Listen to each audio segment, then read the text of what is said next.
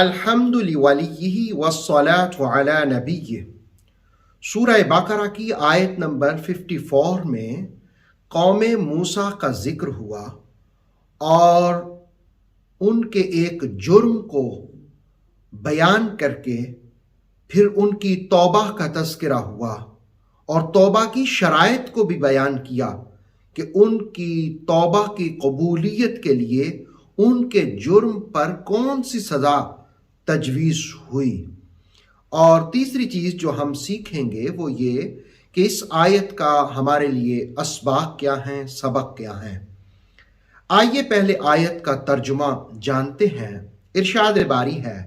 وَإِذْ قَالَ مُوسَىٰ، اور یاد کرو جب موسیٰ علیہ السلام نے کہا لِقَوْمِهِ، اپنی قوم کے لیے، یا قومی، اے میری قوم، انکم ظلمتم انفسکم، بے شک تم نے اپنی جانوں پر بہت ظلم کیا، باتخاذکم العجل، بچھڑے کو معبود بنا کر، فتوبوا الی بارئکم، توبہ کرو اپنے رب کی بارگاہ میں، فاقتلوا انفسکم، اس طرح کہ اپنی جانوں کو، اپنے نفسوں کو قتل کرو، ذالکم خیر لکم، یہ تمہارے لیے بہت بہتر ہے، عند بارئکم، تمہارے پیدا کرنے والے کے ہاں، فتاب علیکم، وہ نظر رحمت تم پر فرمائے گا، تمہاری توبہ قبول کرے گا، انہ هو التواب الرحیم، بے شک وہ بہت توبہ قبول کرنے والا، رحم کرنے والا ہے۔ وَإِذْ قَالَ مُوسَىٰ، اور یاد کرو یہاں قوم موسیٰ کو پانچویں نعمت یاد دلائی جا رہی ہے۔ اس سے پہلے آپ ملاحظہ کر چکے ہیں کہ فرعون اور اس کی قوم سے نجات دینا اور پھر ان کے لیے دریا کو چیر دینا، پھر تیسری اور چوتھی ان کو کتاب اور فرقان ملنا، پانچویں نعمت یہ بیان کی کہ تم نے بچھڑے کو معبود بنا لیا۔ اب ہوا یہ تھا، اس کا پس منظر یہ ہے کہ جس وقت موسیٰ علیہ السلام اپنی قوم کے سرداروں کے ساتھ طور پر تشریف لے گئے 40 راتوں کے لیے، تو پیچھے سے قوم نے کیا کیا؟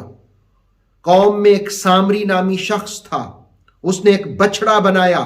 اور بچھڑا بنانے کے بعد قوم کو کہا یہ ہے تمہارا خدا، اور پھر قوم اس کی عبادت کرنے لگ گئی، اس کی پرستش کرنے لگ گئی۔ اللہ رب العالمین نے فرمایا انکم ظلمتم انفسکم، تم نے ظلم کیا اپنی جانوں پر، اس لیے کہ تم نے شرک کا ارتکاب کیا، تم نے اللہ کو چھوڑ کر کے تو بچڑے کی پرستش شروع کر دی۔ اب پھر ان سے کہا فتوبوا الی بارئکم، تمہارے اس جرم کی سزا یہ ہے کہ تم اپنے پیدا کرنے والے کی بارگاہ میں توبہ کرو، لیکن توبہ کے لیے تمہاری سزا یہ ہے فاقتلوا انفسکم، اپنے نفسوں کو قتل کرو تاکہ تمہیں تمہارے گناہ اور جرم کی سزا ملے،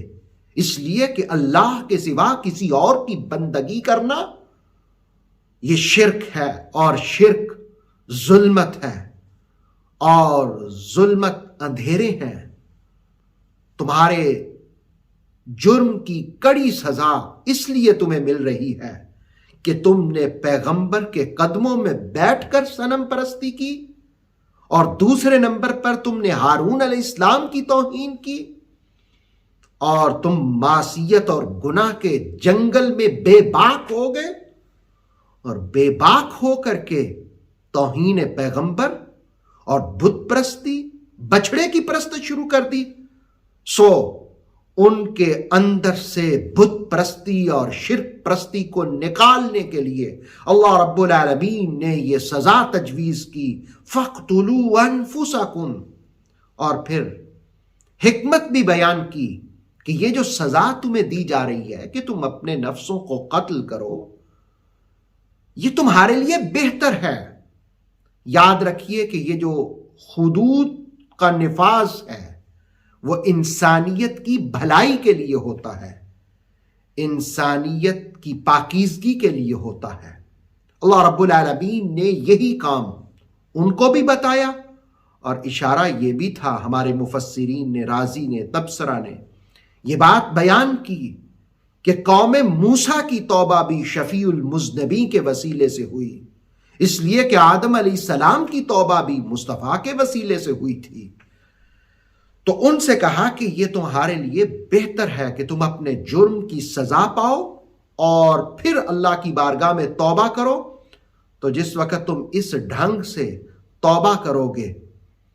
تو اللہ تمہاری توبہ کو قبول کرے گا۔ ویسے کہتے رہنا توبہ توبہ توبہ زبان سے، اس میں ندامت نہ ہو، اس میں شرمندگی نہ ہو، اس میں جرم کا اعتراف نہ ہو، گناہ کا اعتراف نہ ہو، اور آئندہ نہ کرنے کا عزم نہ ہو،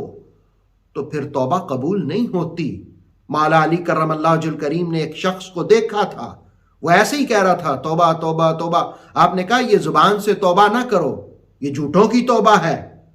پوچھا کہ سچوں کی توبہ کیا ہے؟ مولا علی کرم اللہ وجہ الکریم نے فرمایا سچوں کی توبہ یہ ہے کہ پہلے نمبر پر وہ اپنے جرم کا اعتراف کرتے ہیں، اور دوسرے نمبر پر وہ اپنے گناہ پر نادم ہوتے ہیں، شرمندہ ہوتے ہیں، اور تیسرے نمبر پر یہ کہ وہ آئندہ اس جرم کو نہ کرنے کا عزم، ارادہ کرتے ہیں۔ تو ان سے بھی کہا گیا کہ تم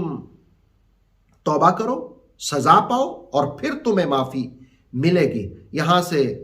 ہم چند باتیں سیکھ سکتے ہیں تفسیر تبصرہ کے حوالے سے، کہ اس آیت کا پہلا سبق یہ ہے کہ شرک قابل مذمت جرم ہے، اور نمبر 2، احکام الہی میں رشتے اور ناطے نہیں دیکھے جاتے بلکہ اللہ کا حکم دیکھا جاتا ہے، اور تیسری چیز حدود میں انسانیت کی بھلائی ہے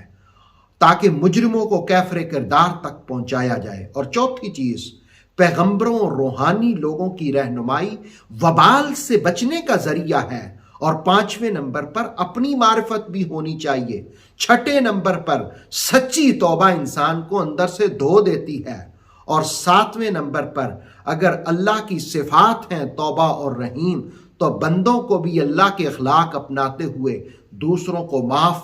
کر دینا چاہیے۔ اللہ رب العالمین ہم سب کو کتاب مجید سمجھنے کی اور اس پر عمل کی توفیق عطا فرمائے۔